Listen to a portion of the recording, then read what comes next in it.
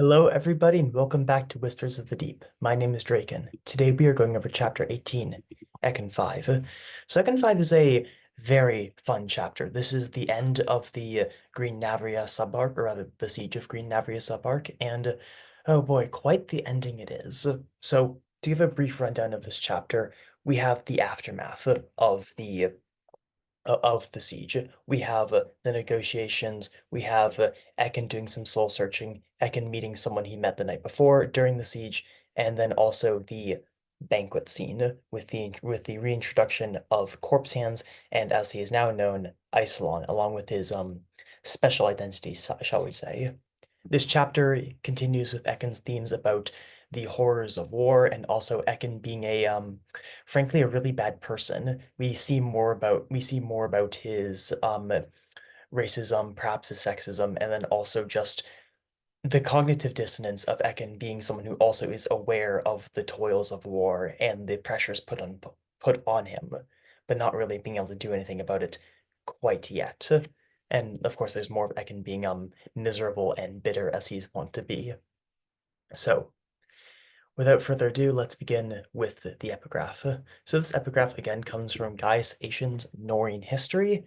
However, this epigraph talks about a specific point in the history of the timeline, which we've heard mentioned a couple times, and this is something called the interregnum. Essentially, the interregnum is the period between the first and the second Melanthinid dynasties, and here in the epigraph we get spelled out exactly how it happened. So, besides for the assassination of Meraxes I and the theft of judgment, the darkest moment of the first Melanthinids was their end, where Ligarius warred against his sister Leomeda for their father's throne.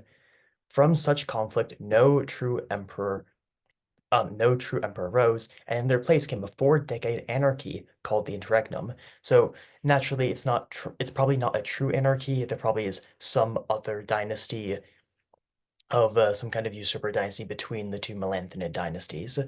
And then the we learned that Leomeda fled the capital. However, she's the one who had the ring and the words proving that she was the heir. So it seems what happened is that Ligarius was someone who was further down the line of succession, however, was in the same way that Kaiso was perhaps stirred to assassinate his siblings and father to take the throne, perhaps Ligarius was seduced to do the same. And then we have this thing about the fires of hatred. The fires of hatred burned hot in those years, and it said that the gods themselves wept for the outrages committed by neighbor against neighbor, father against son, brother against sister.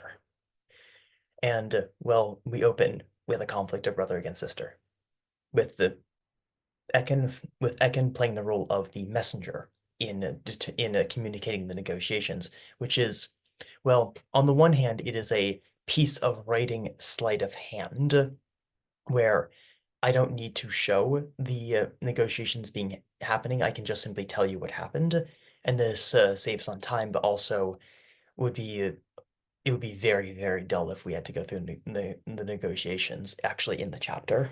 So instead, we have Ekkin doing it by messaging, which is one of the.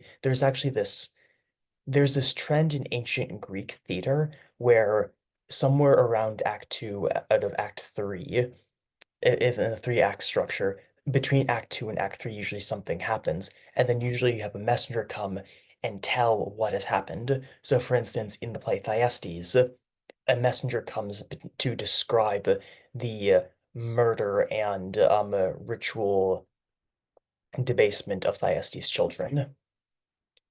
So here we have Ekkin talking about the negotiations, but first he gives a history lesson, which is very fascinating that this is actually the first time we learn why exactly the war has been fought. And Ekkin is being, well, dehumanizing to the Green Navrians. And Carla is also being really mean to him. Ekkin is trying to do this rhetorical trick of priming her for a of the message he's going to give, and she laughs and sees right through his ruse and says how well you use father's tutors, which is a jab at him and his education, but also a jab at him and perhaps relying too much on the education instead of, say, knowing the ways of the world. Or perhaps this is a jab that Ekkin isn't actually Carla's biological sibling, and Ekkin is is an interloper and is then sort of spuriously making use of father's tutors. So here we get revealed that originally Hormisdas was king of Green Navria, but then Tychon Otho early in his reign deposed Hormisdas and replaced him with Creon of Red Navria, which is one of the other major cities in the Confederacy slash Kingdom of Navria, or of three Navrias. However, Red Navria is aligned more with the Empire Noria, where Green and Blue Navria are aligned more with the Aviri Potentate. So there's this mentioning of the as opposed to the red Navria and the blood oranges, and then the green Navrians and the olive trees. And to show the shifting of the dynasties, the olive trees are uprooted and blood oranges planted in their stead, which is really abominable. It really shows the destruction of trees and the uprooting them, planting other trees in their stead, really is meant to represent the death and destruction of a culture. And then Ekkin says, so for this atrocity, they claim murdering Creon was merely right and wrong. However, Ekkin then says, I've heard no sightings of such trees myself. So Ekkin is set. So if in this metaphor of like political turmoil and things like this, the uprooting and changing of the trees is seen as this sort of war crime abomination type thing, Ekkin is now denying the fact that it happened, simply the fact that because he hasn't seen it himself. Now he's heard no sightings of such trees. This is a this was an interesting thing on writing this sentence actually, because Ekkin is giving a tale about the trees. However, he can't say I don't believe the tales because the tales are the things themselves, and he can't say that he hasn't seen the trees, so he can't say haven't seen the trees for myself. It was a complicated sentence to write. But anyways, it turns out that Creon is dead actually, and instead of putting Creon back on the throne of Red Navria, what they want to do is put Creon's son Krios to his father's throne, and this is meant to be incredibly arbitrary. It is stupid. They are in a war to put someone on the throne who's the son of the person who's put on the throne a decade prior.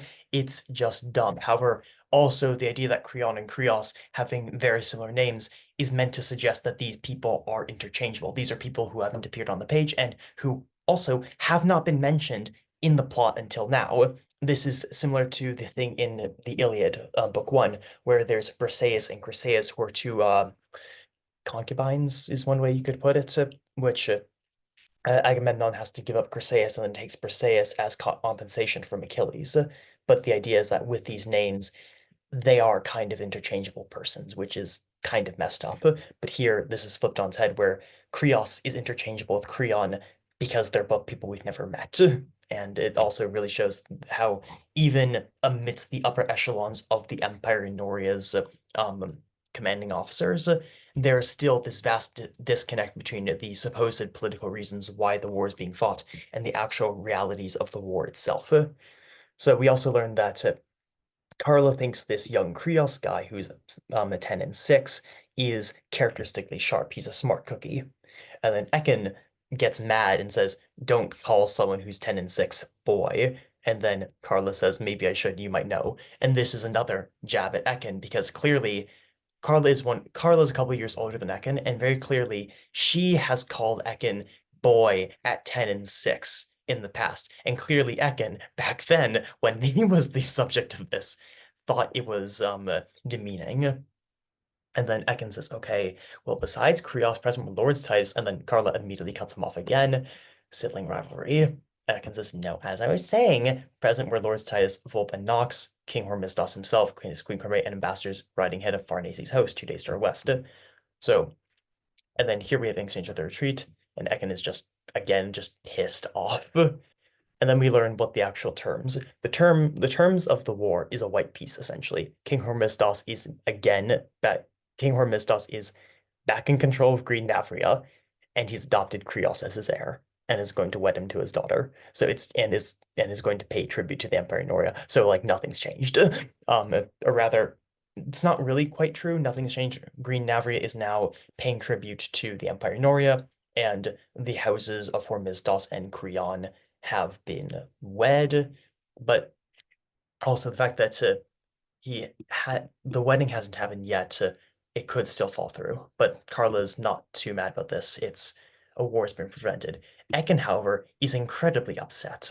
And Hera says, "You do realize we've avoided a war here. That's a good thing, right?" And Ekkin's like, "Yes, it's a good thing." But he's mad about this weird thing that everyone agreed to this peace really, really quickly, even though this wasn't the case. So Carmene especially, and then also probably the head of the Emperor's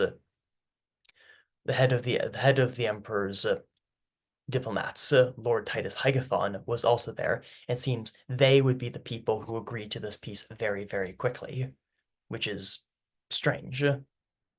This might relate to something in the prologue, but I think we need to get to I Roll 6 and maybe a few other chapters before we can finally discuss everything of that sort. But anyways, Ekin is mad because they could have just taken the entire city and then once they're inside the city, using the walls of the city, essentially done the exact thing where then Farnace's army would be the besieging army, and they could have just waited them out. After all, it's not like someone would be able to use that passage in through the pit twice. They know it's there now, and the walls were intact from the siege. But anyway, we learned that Nox's cavalry, the ones we saw at the end of Ekkin 4, sacked a good portion of the city and presumably resulted in a great deal of loss of property and life. And Ekkin is upset about this, but is having trouble articulating it. And then Ekkin clenches his hands into fists and slams his fist against a pole. Nothing's changed.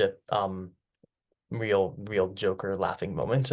But he's also mad that the resources have been expended, but Ekkin didn't get the glory. Lord Samarula and Nox got the glory, and he's being sullen about it. But Ekkin is also being completely not forthcoming. In fact, rather than them not getting the glory, they are being specifically honored in a banquet that very night. Ekkin is being petulant, ultimately. He's being very, very petulant. And Carla's like, is that really what's going on? Ekkin's like, no, actually there's something actually the exact opposite is happening. And Ekkin ultimately revealed he doesn't feel as if he's worthy, partially because of, the abuse Carla has been lobbing at him for years, but also because the person who, in Ekkin's mind, really won the day was Corpse Hands. They couldn't have done the mission without Corpse Hands, but where is Corpse Hands? He could have stolen a horse and be halfway on his way to New Elan by this point. Well, not halfway to New Elan, but if you might get the reference, you might get the reference. But point is, he's off the map right now, so to speak. And Ekkin, all he has to show is a half-burned city, two broken ribs, and the hammer that had done it, retrieved during the sack. This is a this is going to mirror something which will happen in one of the future chapters about the acquisition of new arms, shall we say. And then Carla asks Ekkin to be courteous to himself. Isn't this exactly what our father wanted? As opposed to what she said father earlier. And Ekkin is being incredibly hard on himself. Ekkin the coward, Ekkin the fraud, Ekkin only won because of his daddy's magic sword. So Ekkin's sword is not magic per se, but true orichalcum as this fantastical material that doesn't tarnish, stays sharp, and has basically an infinite shelf life and is able to get sharper than steel. There are allegedly, as told in some of the previous chapters, swords that actually have magical properties, like the fell blades of the Inquisitors, but it this term of using magic to describe orichalcum, especially true orichalcum swords, is more of a semantic thing where these swords are just better than steel in every way. They might as well be magic, even if they aren't technically speaking enchanted. Anyways, Ekkin hasn't slept and he has places to be. So Ekkin takes the long way back, and then he finds himself by the Carcer, and this is essentially a bunch of giant square pits in the ground with stakes around, and they're essentially pens to hold prisoners. And we learned about this is the Kertari mercenaries who are guarding the city. This is where they've ended up. And Ekon calls them feckless idiots. And he sees them swarthing beneath the summer sun as if their skin is getting brown. It is a hot summer day. There is barely any shade. They're having a miserable time, and Ekon is dehumanizing. They couldn't even avoid capture. So we learned that there are several groups of this of the mercenaries. There are the people who the if the commanders of the companies are still around, they will ransom who they can. The people who can't get ransomed, they will be marched back to Fair Clay, which would be a months-long journey by land, and then paraded in Tigonotho's Triumph. After that, who knows? Maybe they'll go into the Colosseum, maybe they'll be killed. Don't know. However, those who were deemed unfit to march, not even if they are unfit to march, just if they've been deemed unfit to march, they're going to die in some way or another. Ekkin is overcome with sympathy for these people who were just in the wrong place at the wrong time. And there's this horror that under a system which intends to kill people, there's this liminal space where people are dead, but they're still alive because the people who have decided they die haven't gone around to it yet. So these people in the pens, a lot of them are dead, just they're not dead, they're just still living, which is this strange sort of legal death or administrative death. And then Ekin, each pen held near 100, and betwixt Kellen's daughter, the sun, and a cloud out of the sky, most were huddled in whatever shade existed between the pen's fortified walls. And then Ekin has this moment of humanity, and then ends into a thought-terminating cliche, again calling the Kertari wind worshippers, whatever that means. But we heard of Ekin 4 that the Kertari god is supposedly a god of wind and whispers, so some very incorporeal spiritual entity. Egan turns, but then he sees the woman from the gatehouse, and she is just absolutely hating him, but also sort of with this cool intelligence of hatred. And instead of like the hot hatred that Iroh has for Edmund, this is a cool hatred. And he can't look away because it's a test of wills, a test of strength. And if he looks away, well, he's the one who belongs down the pit because he's weak. So we also have very much he's looking at her. He sees that she's dirty, that she's in thin film of dust and dried blood, which we later learn is what Ekkin's body is also covered in because he also hasn't gotten a chance to wash since the battle. And then he is looking at her wounds, but he's also looking at her elbows, her shoulders, and her thighs. Ekkin is the male gaze with the powers looking down at her without the power. It's very blatant. But she's staring back at him, and then Ekkin, she sees him, Ekkin freezes. There's this strange motif actually in ancient Greek poetry that when women look at people, the people die, and this is sort of what's happening. That Ekkin is looking at this person and he's being bewitched, but he's also like dying a little inside that he is suddenly going to do something which is very out of character of him. And of course, this motif of women looking at someone and then they die, the asymptotic end of this is Medusa, who is a person who literally, when she looks at you, you die.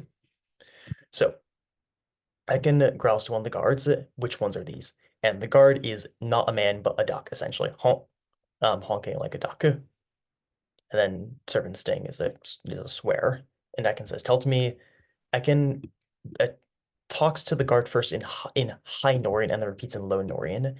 It seems that Ekin, when he's nervous or just in general, has a tick where he doesn't use the proper dialect when talking with people of specific stations. This might come back to bite him later. He says, "Which ones are these?" And one of the other guards comes here with like some kind of thick Cockney accent or something like that, but actually a Valetian accent, which is the northern region that Lord Volp is from, by the way. And then Ekin is very quickly losing his patience with these people. These here are the runts. Nobody wants them, so I doubt they'll last through the day. There's this phenomenon in the animal kingdom where in litters, the runt of the litter is oftentimes killed by the parents to free up food supplies for the other children. And this is like, in this metaphor, this is what's going to happen to these prisoners. Nobody wants them, so I doubt they'll last through the day. So what would happen to them? Would they just be left to die without food or water? Would they be like lined up against a wall and have their throats slit? Who knows?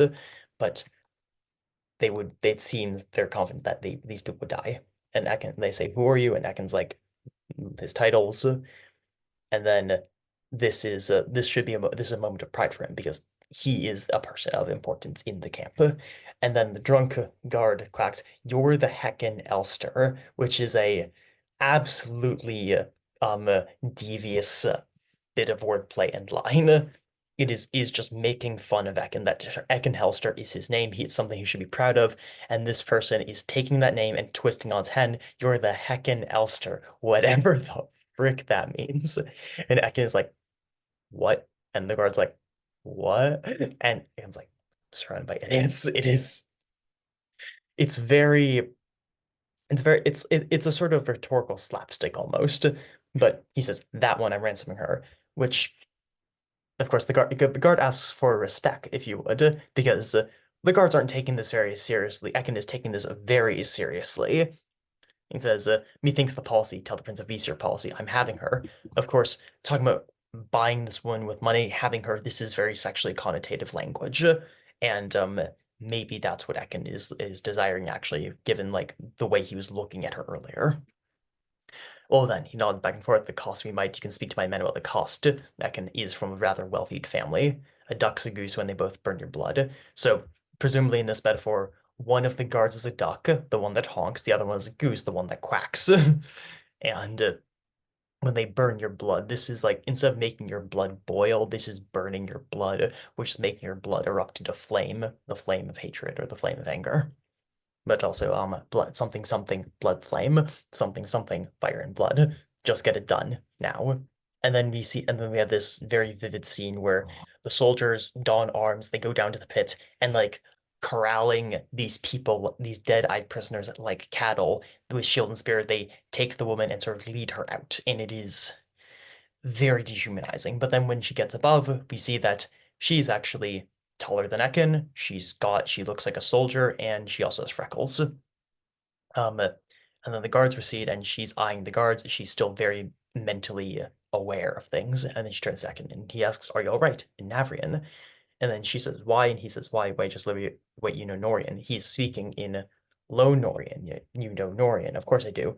You'd forget half the tongues you too after seeing your friends butchered and bladed to your throat.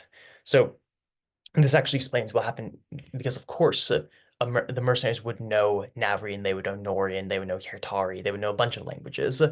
And naturally, this woman, she forgot knowledge of her languages when threatened with death. And then she said, "Whatever you spoke, it wasn't Norian." I can say it blankly until I realized, oh, when Ekkin asked, "Do you speak Norian?" he was speaking in High Norian. And so they didn't know what he was saying because High Norian is an aristocratic language. He really messed up with that. So, and she says again, "Why have you freed me?" And Ekkin dodges the question. His skin burned. Now, skin burning, that means your skin's feeling hot. It could be that he's getting sunburned under the sun. It could also be that Ekkin is blushing, which is very, very fun. So, don't you know what they were going to do? Who? Which is kill you or kill the people in the pit. And she says it is obvious enough a thing. She doesn't speak Norian as a first language, so we get slightly different linguistic tics with her. She clasps her hand behind her neck. Your empire has already taken the ransom, the triumph, the attributed the triumph to. What remains for us? By malice or neglect, we have been denied water. So many of them probably are like half dead already because it's a very hot day. They wait on our fates lightly, which means they don't care what happens to them, to in time move us somewhere else and not care when less arrive. It should be fewer because this is a countable quantity of people instead of less. But as a linguistic tick, she misses up less and fewer, which is a very common like mistake for people speaking English as a second language, for instance.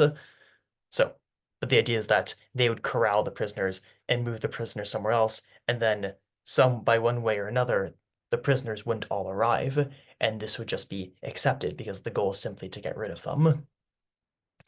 But then we learned that her ears, they've actually been like pulled and molded in a similar way to, say, many cultures do head binding or foot binding or things like that. It seems as a cultural beauty thing, her ears have been pulled and clipped to look like the leaves of a tree or a blade. In other words, this woman, she has essentially elf ears, or at least some kind of elf-like ears. And Ekkin tries not to stare. They make his stomach weak. Now, the stomach is a very integral part of you, and you could say that the sight of them being like was effectively body horror for Ekkin is making his stomach weak. But you could also be saying that it is making Ekkin weak. The sight of his ears makes him weak. Ekkin's not okay. What happened to them? And she says, this is a very interesting line. Although I am from Kertar, she tapped the tip of a pointed ear, I was raised among the Galazi on the plains of Aleke. Such is their custom, as is to ride the horse, to shoot the bow, and to speak the truth. So so we know what happened to Kertar. Kertar is nowadays the mandate of Villand in the Norian Empire. So in that case, the woman says she's from Kertar, even though she is not actually born in Kertar. She was born and raised among the Galazi and the plains of Aleke within the Aviri Potentate. So she has this idea of nationality of homeland where she's from a place despite never having actually been that place. And then she was raised among the Galazi, but she does not consider herself a member of the Galazi. But she still adopts their customs. So it's very interesting. She has a very interesting dynamic on, say, like immigration and being a foreigner. And then their custom is to ride the horse, to shoot the bow, and to speak the truth. So presumably things that she's good at as well. And this trifecta of riding horses, shooting bows, and speaking the truth is actually like the archetypical Persian man according to Herodotus's histories. So a little fun reference right there. And then Ekin motions the other of the pits, are any of them your kinsmen? And then she says, we Kertaya are all kin. And Ekin is really talking about the people she's actually raised with. He says, no, I meant the others, the Glazazi or whatever you called them. Ekin is being culturally insensitive, but also he's probably never heard of these people before. So the Glazazi, Ekin is really doing the sneering imperialist type thing. And she held her tongue. Those I once lived with are all far away. Now to return why you freed me. And this tells us that this woman actually most likely ran away from home because she is ethnically Kertari, but was born and raised among the Galazi, but she is not surrounded by the Galazi, which means she left. So something happened in there where she is not from the people she grew up with, but instead people of her ethnicity. And the fact that she like went from one to the other suggests that this woman, whoever she is highly, highly partial towards matters of the Kertari. So, why have you freed me? And Ekkin isn't able to answer because he himself doesn't really know. And she thinks, do you think to buy me or expecting to kneel? So to discuss Ralph Carlos, we have this disapproving woman paired with this disapproving woman. Do you think to buy me, which is, well, you can imagine slavery, but or expected me to kneel, did you, to swear my arms to yours forevermore after you murder my companions? This is a subtle, well, not very subtle jab at um the like fantasy trope where after you defeat someone in battle, they swear their sword to you and then they become a member of the like RPG party. And she's saying, no, this is not how that works. Or would you have passed me over had another's face, a body close to the one I was made with? Which is, she's saying, you only ransom my life because I'm a woman and you think I'm hot. And Ekinen is saying, no, no, no, that's not. I just think I should have done it, especially what happened. Wait, what's your name? And she says, after you, because she's the one who has the power in the situation. And he says, Sir Ekinen of Hellstrids, heir to Mount Viridian her forces, but this time he's not happy about it. And she replies, Erga. No name, no place, just Erga, for I ever face towards hope. However, in Latin, erga means the works, or like the efforts. So, do you tend to kill me? Which is a natural question to ask. After I and my lieutenants slew your friends, I, Erga's gaze of fire, am unbound. Should I so wish that magic sword by your hip, the one from last night, would already have run you through, even at the cost of my own life. So, Erga's actually saying, no, I don't intend on killing you, at least right now. And Ekkin says, well, then if you want to like need food or water or a bed, a nest being a people don't sleep in nests, animals sleep in nests. But find my tents to the northeast. And Erga is completely just to think we do not see my rags. She is like, you are a fucking idiot if you think I'm walking across the camp dressed like this. And to think we lost the city to the likes of you, warrior, one warrior to another. This is just a complete emasculation of Ekkin as a character.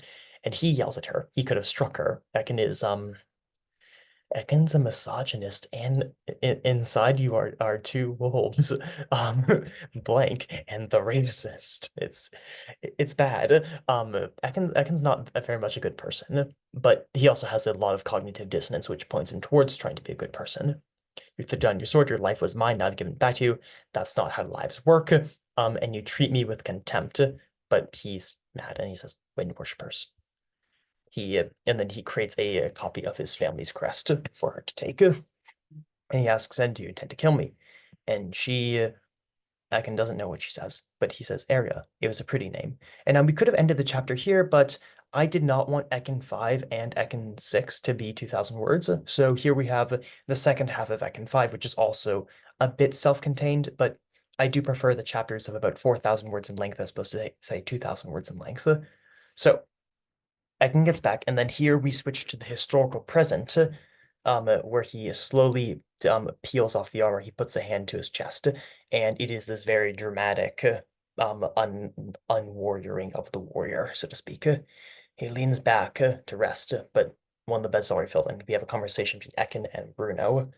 And whereas Ekkin is aware of the horrors of war, Bruno is absolutely scarred by it. He has a dream about eagle and a gosling is a little goose, one is a goose a duck, and the gosling is not eaten by the eagle because the eagle wants to turn the gosling into its slave, essentially. Better to have you in my power than every meal your choices bits will be mine. And then he says, I don't know if the dream was Estelle's or Labyrinth with your Feistira's. So Estelle is the goddess of sleep and dreams. Feistira is also a goddess of sleep and dreams, but she's an evil goddess of sleep and dreams. She's one of the Moonin, which is actually the one mentioned, I believe, at the very beginning of the prologue, actually, over here. The Labyrinth Weaver to pious Melanthius from atop a rock. What do you wish for most?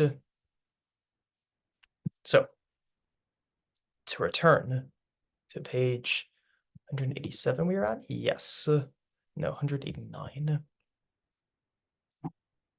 And I don't, but whoever my skull is there, the flames, the horse's lamentation. And Ekkin says, I know. Is the war over? No, it's not. It's over for now. But war could break out again. And then when Ekkin wakes, he scrubs his face with cloth and cloak the scent and soil, battle and perfumes and silk. The AABB. The scent, perfume, soil, silk. He'd overslept. He's grim-faced, but also grimy-faced. He goes to Taganotha's stronghold, and there we get the layout at the banquet, and here we finally see Valerius again. And Valerius is bathed, shaved, he is looking good, but also Valerius has been completely AWOL for the past day. We have no idea what's been up to. And Ekkin's mad at him. He's like, where have you been? But Valerius is having none of it. Valerius is dead-eyed. He's very, very upset. In fact, Ekkin, Bruno, and Valerius are all very, very upset. So we get to their seats, and we have the Ekkin and Bruno and Valerius are sitting at the high table, but they're far from the high table. And this opulent chair and iridescent table, cloth and shining ornaments should make you think of something from the prologue. So there are half the High Lords, Hygathon, Scythe, Nox, and Dreaded Poch, and even Lord Orion. And then we get the meal. So this is a very cheeky thing of just like listing off the things they eat. But eggs mixed with nuts and honey is a very traditional Roman meal, and there's this Latin phrase from the eggs to the apples, which talks about the course of things naturally, but also specifically the course of a banquet. So then we have charred olives stuffed with cheese, which is the olives of green Navria, and then we have waterfowl stewed in wine, which is the slaughtered geese of the temple to the Emerald, and then we have berries fresh and wild, which are presumably raspberries and strawberries, which are red like blood, and it's just this is all very horrific. And then two entire oxen, the choicest bits set aside for the gods. But essentially, they're eating a meal which symbolically represents the destruction that Ekkin, Valerius, and Bruno have themselves caused. And Ekkin eats and Valerius eats, Bruno can't eat, and he's looking at the banquet center. He sees people dancing in a conflagration, a burning of silk and incense. And they're dancing to the meter of old Clayton poems, the bombastic passage of Galeria's longings. This is actually a kind of this is funny because so if the whole metaphor and allegory holds of this being a reference to ancient Rome, then the Clayton poems or bombastic meters of Galerian's longings should be written in like dactylic hexameter or dactylic pentameter or elegiacs or something like that. Except the joke is that dactylic hexameter and similar meters are highly irregular, where the line always ends bum diddy bum bum, but the 4 feet before those final 2 feet could be any combination of bum bum bum bum bum bum bum bum bum bum bum bum bum bum to bum diddy bum diddy bum diddy bum diddy, and like 16 different permutations of how it could be. 16? I think 16. Yes, it's 16 because you can do a binary system which goes up to 16. But anyways, its joke is that it would be highly irregular meter, and the fact that they're dancing to it is quite interesting. And then it says what spirit keeps you, and Bruno says they dance while others cry. I hear them, but all of them do. But do they hear? Do they, the people dancing, hear the people crying?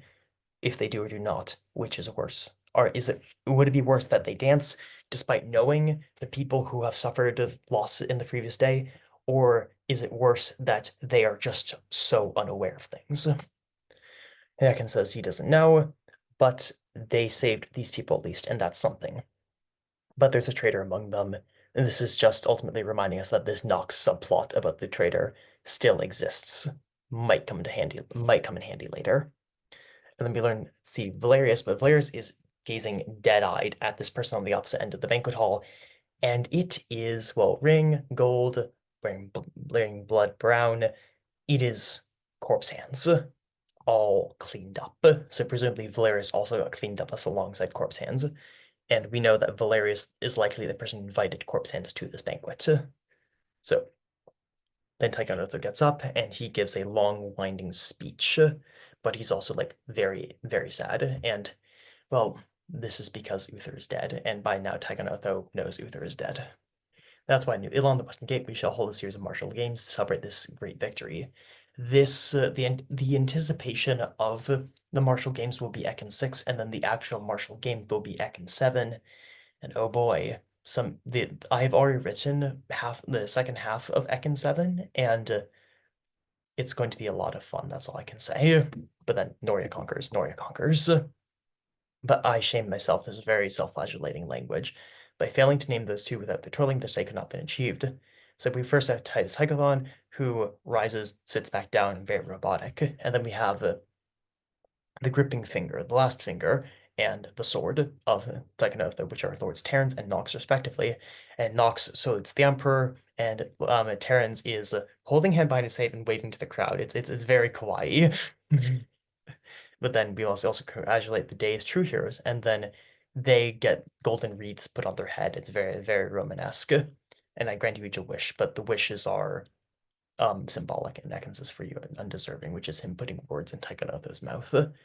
Bruno asks for peace, as he wants to, but Ekkan is like, I should have thought of that one, but really Ekkan shouldn't have, because his wish isn't peace, his wish is honor. For those whom I call my family and dedicate my heart, everyone knows Ekkan is a foundling, and Ekkan could have just said his family.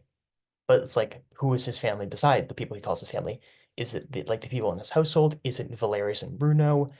Who is Ekkan's family? Who does he hold allegiance to? Who does he hold in his heart to? How's that card left fit enough for you? He's always bitter. And Valerius, his wish is to get corpse hands in front. And then corpse hands is corpse hands is something else. He says polished high Norn flowed from his tongue as corpse hands bowed, was once prisoner of Green Navria, and it turns out now he is actually Iceland. Last signs of Princess Leomeda, the person from the epigraph, who was once firstborn daughter of Arion the Chooser and final emperor of the first dynasty of the Melanthinids, with the language being ambiguous if either Leomeda or Arion was the final emperor of the first Melanthinids. And then, but that make him presumably that would make Isilon have a better claim to the throne than Tychonoto. Oh no. It says, what? But to have such a dramatic assertion. He's saying assertion because the other word would be claim, and that's a word he does not want to say right now. And Isilon's like, behold, the ring of Saint Artemisia, lost piece of the royal regalia that my bloodline has been ever since Arion gave it to his firstborn daughter to mark her as his heir. And what was the words, where the words Arion supposedly told Leomeda, and he has the words, which, like, this is all very, we'll get to this at once I discuss it, once we get to the end of this, but it turns out the people who know the words are Lord Volp and Sir Terence, and they come forward and they say it's true. He's no imposter, says Sir Dominic. And then he says, "So why have you come here?" And Iceland gives this very backhanded thing. He says, "To serve the Empire in any way I can," which would be presumably as its emperor.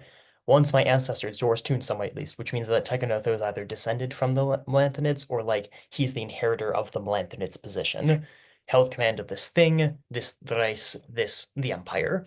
And joyfully I see its stewarding has been a good one, which is so incredibly backhanded. I offer myself to this great idea. Is it the great idea of being emperor, or is it the great idea of, or rather in Greek, megale idea, the idea of expanding its borders, expanding its dominion, and as its most esteemed servant? But is the most esteemed servant of the empire the emperor himself, or is it someone in the bureaucracy? Who knows? For I hold no current persuasion in attaining that which my ancestors once wore. No current persuasion. Do you mean it could happen in the future? And of course, Tychonotho loses patience and says, "Get out of my sight." And Iceland says, "Sure, bye bye. Noria conquers." And then Noria conquers, whispers Valerius at the end. So, is Iceland actually the last scion of the royal house? Maybe, maybe not. it's not like he it's not like he looks different than everyone else. Like sure he's got like a vitiligo stained fingers, but Iceland's just a guy. At least he looks like just a guy. Maybe he's got something special, maybe he actually is the bloodline, maybe he's not. But it ultimately doesn't really matter because Iceland is essentially in the scene come forward and say, "Hi, I'm an alternative to the political order right now. You could back me to get the Mournful Crown, and maybe that would change things. Maybe not." And he's essentially presenting himself as this new variable in Tychonotho's reign, something which could definitely stir up trouble. And how it will be stirring up trouble, we'll see in the future. But of course, there are many explanations of like where to get the ring, where to get the words. Maybe he like maybe one of his ancestors got the words in a drunken wager. Maybe the ring was found on the side of the road. Maybe it's a replica. Who knows? Iceland could be who he's saying he is. He'd be completely not who he's saying he is. But the fact that he is so knowledgeable of things really suggests he's been hanging around the Norian court for years and years and no one's noticed him. Or maybe he had some relation to the couriers. Maybe that's why he was in Green Navria. But this whole thing of him coming forward being the quote unquote like promised um heir now restored inside the public eye, it's all very storybook. And something isn't quite right about it. Because Iceland, he shows this wave of gravitas and eloquence and haughtiness and uh, and just charisma. But we saw what he was like and he exuded that in the prisoner cell in the prologue as well when talking to Hamak. But then when he got freed, we saw him dive onto his hands and knees and eat that fried bread and pork and honey and wine and water, and that was not the same person. It suggests that this Iceland we're seeing is a facade, and the person underneath is far, far more devious. But anyways, that's all we have for right now. The next chapter is going to be Fortuna 5. Um, I don't know when Fortuna 5 is going to get out. I'm currently finishing up my master's degree, and that is happening within the next month. So maybe we'll get Fortuna 5 out in the next 2 months, maybe something like that. And how long Fortuna 5 is going to be is a bit up in the air. There's a lot of things I want to get done in the chapter, and it might actually need to be split into Fortuna 5 into 2 parts. So what I think I'm going to be doing currently is that I'm going to be writing Fortuna 5, and then we're immediately after Fortuna 5 is going to be Ekkin 6. And then after that, um, he'll probably go back to Lucian, and then after Lucian, Fortuna 7. And then after Lucian, Fortuna 7, or maybe Iroh 6. Anyways, that's all for now. Talk to you later. Bye.